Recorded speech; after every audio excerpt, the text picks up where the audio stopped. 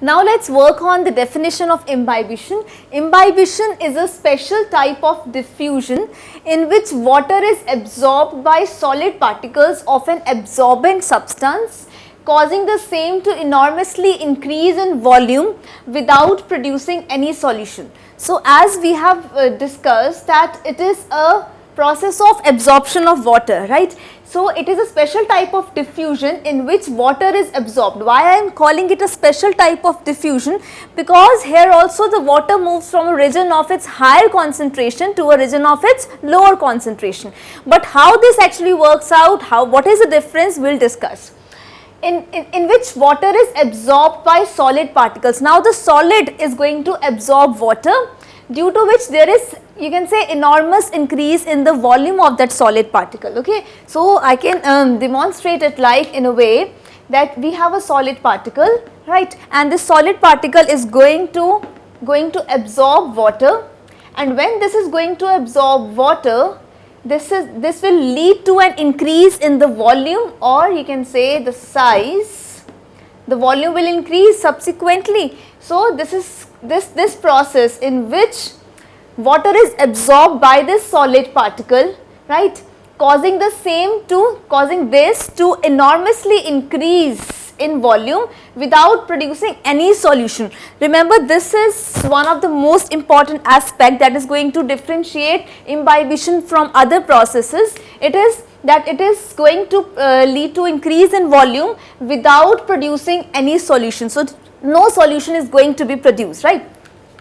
Next we move on to how this imbibition process actually works in case of plants. You know that you have discussed how water is transported throughout the whole body of the plant, but how this happens when we talk about the germination of seed, the first foremost criteria by which these plants are actually produced. So this seed germination, when we talk about seed germination, seeds germinate by this process, that is imbibition. How this imbibition takes place in seeds?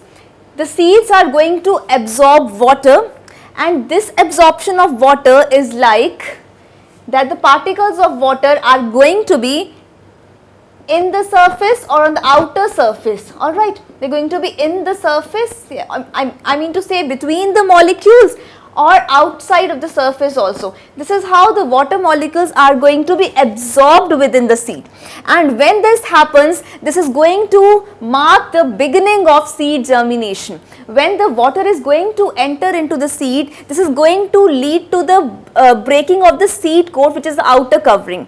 When that seed coat is going to break open, what is going to happen? The seed is going to have an access to the oxygen outside the environment, so the cellular processes are going to start. Once the cellular processes in the seed is going to start, it is going to generate ATP, that is energy, due to which this seed is now going to be forming a young plant, a small plant. This is how a new seedling is going to develop into a young plant, alright. So this happens because of this foremost process, this important process, that is imbibition, which is actually absorption of water by solid particles of an absorbent substance, causing the same to enormously increase in volume. Okay. So the solid substance that is going to absorb water, it is known as imbibant, and the water which is being absorbed, the liquid which is being absorbed, it is known as imbibate. Okay, this is known as imbibate, and when this imbibant and imbibate actually this process occurs, this is known as imbibition. Okay, so this is known as imbibition. Remember, imbibant is going to absorb imbibate, leading to this process that is known as imbibition. Okay. So when we talk about this imbibate and imbibition, this is how you can see in this image that water molecules are going to be absorbed inside and on the surface of the seed. When this is going to happen, what is going to happen actually? These water molecules are going to enter into the seed because the concentration of water molecules outside the seed is more as compared to inner side of the seed. when the concentration gradient is there, when the difference in the concentration of water molecules are there, they are going to move from the outer side to the inside of the seed, okay, from their higher concentration to their lower concentration. Next, to imbibe a liquid, a solid must have affinity to the liquid, first point. Now, what is this affinity to the liquid? It means it should be hydrophilic. The solid substance needs to be hydrophilic. Now, hydrophilic means this is going to absorb water, this is water loving. If you talk about any hydrophobic solid, any hydrophobic substance, that is hydrophobic is water hating. Remember, hydro means water and philic means loving, right? So, this affinity to the liquid means that the solid should be a hydrophilic solid, means a water loving solid. If it is going to be hydrophilic, then it is only going to absorb water. This is the first condition for this process imbibition to take place, that is the solid should be hydrophilic in nature, water loving in nature. That is why it is going to absorb water. Next criteria is water potential gradient between solid and liquid. Now, what is this water potential? We write water potential, we symbolize water potential in a symbol, that is psi, psi W. So, this is water potential, psi W. So, next we move on to imbibe a liquid. As I told you, the solid needs to be hydrophilic, it should actually absorb water. Since it is hydrophilic, then water potential gradient between solid and liquid is necessary. Try to understand this very carefully. What is this water potential gradient? Actually, water potential gradient is not an individual identity, it is actually a combination of the two. Okay, so water potential is, I told you, we write it as a symbol psi W. It is equal to psi S plus psi P. Now, what is this? This is water potential. This water potential is equal to, this psi S is nothing but it is solute potential. Solute potential plus this psi P is actually pressure potential. So, you can also make out that for water potential we have used this alphabet W, for solute potential we have used this S, for pressure potential we have used this P. So, water potential is equal to solute potential plus pressure potential.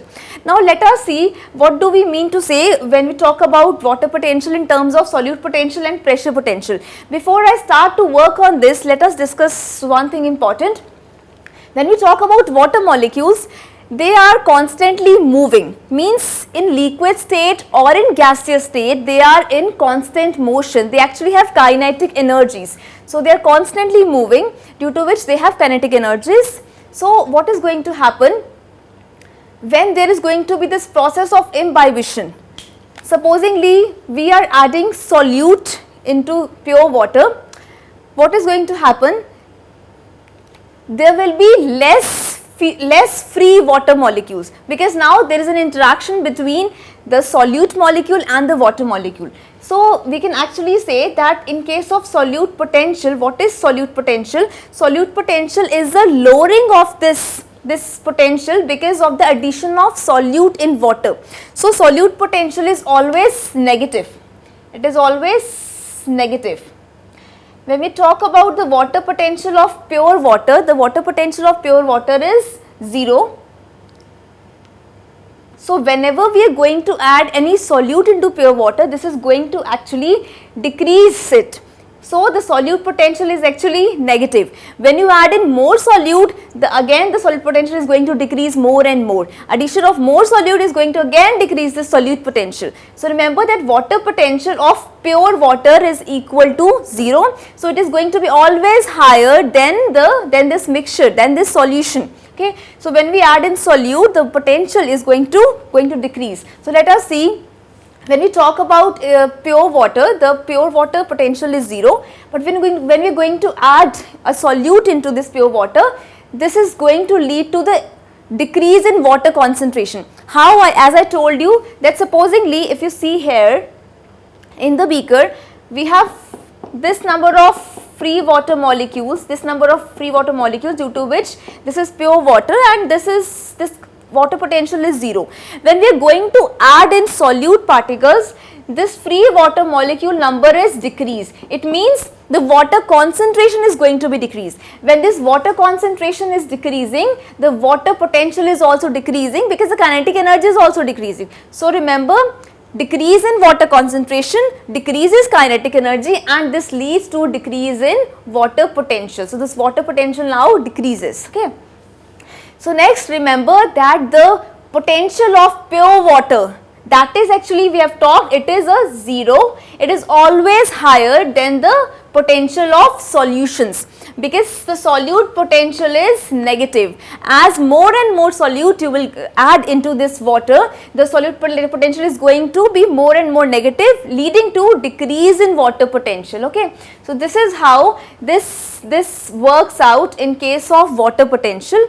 And when we talk about the absorption of water by the seeds, so this is going to lead to increase in the volume. This actually develops a pressure and this pressure we generally call as imbibition pressure. This pressure is actually very high. So when the water molecules are being absorbed by this solid, this leads to generation of pressure which we call as imbibition pressure, and this imbibition pressure nowadays is also known as metric potential. Okay, it is known as metric potential.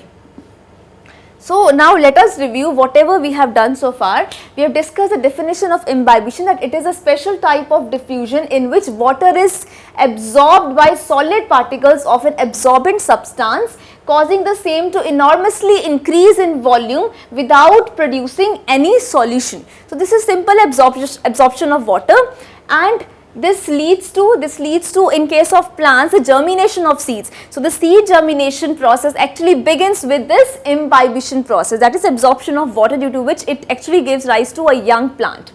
Then we have discussed this hydrophilic nature of the solid particles. I told you that there are two conditions that are necessary. When the solid is going to absorb water, this should be actually what? It should be hydrophilic in nature, plus there should be water potential gradient. What is this water potential gradient? As you all know, I told you that in case of diffusion, there is movement of water molecules from their higher concentration to low concentration, right? If it is actually the movement of any substance, let's not talk about only water, it is the movement of any substance from its region of higher concentration to a region of lower concentration. So in this case, this solid needs to be hydrophilic and water potential needs to be generated. It means there should be a difference in water concentration inside and outside. So if I talk about hydrophilic colloids, let's talk about hydrophilic colloids. They are going to absorb water very rapidly because there is negative water potential inside them, and outside if we keep them in water, the water potential of pure water is 0. So this means when we talk about water potential outside this is 0 and the inside of the water potential is in negative. So this is the region of higher concentration of water and this is the region of lower concentration of water. So this will lead to development of water potential gradient. Gradient means the difference in the concentration of this water. So that this is why this water is going to move inside it, leading to this process, that is imbibition. And remember, water potential is equal to solute potential plus pressure potential, and we denote it with a symbol, that is psi W, water potential. You need not to go into the detail of what is actually this is going to affect, but remember that how solute potential is affected, it is always negative, and the water potential of pure water is 0 because there is higher concentration of water molecules. When we are going to add in a solute, this will lead to decrease in the free water molecules present in this solution.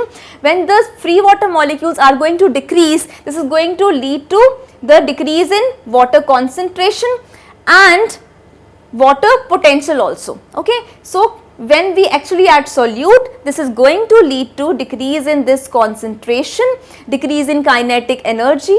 So concentration is going to decrease, kinetic energy is going to, which is going to lead to decrease in water potential of this, due to which this process is going to take place. And let me give you an example of this hydrophilic colloid. This is agar. Okay, this is an example of a hydrophilic colloid that is going to absorb water by this process, that is imbibition. But hydrophobic colloids, for example, if I talk about say lignin, this is not going to show this process imbibition because it is hydrophobic. The condition is that the colloid needs to be hydrophilic, water loving, but if it is hydrophobic, this will not show any sort of absorption of water, any sort of imbibition. So lignin, which is a hydrophobic colloid, does not show imbibition, but the maximum imbibition is shown by agar-agar, and some proteins also show this process, that is imbibition.